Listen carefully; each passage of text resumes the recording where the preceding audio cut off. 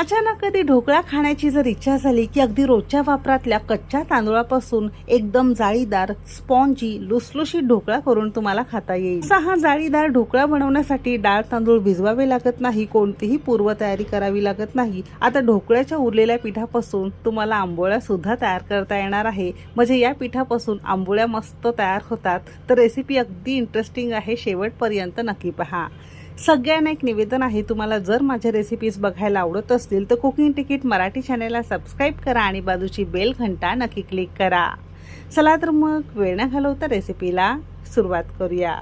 ढोकळा बनवण्यासाठी सगळ्यात महत्त्वाची अशी टीप, घरातल्या कोणत्याही एखाद्या वाटीच्या किंवा मेजरिंग कपच्या कोणत्याही एका प्रमाणाने घेतलेली सगळी जिन्नस मोजून घेणं गरजेचं आहे। घेतलेली सगळी जिन्नस या भाजीच्या वाटीने मी मोजून घेतलेली आहे। सगळ्यात पहिल्यांदा इथे आपण एक वाटी आणि वजनी म्हणाल तर साधारणतः 150 ग्राम प्रमाणात रोजच्या वापरातला जुना तांदूळ घेतलेला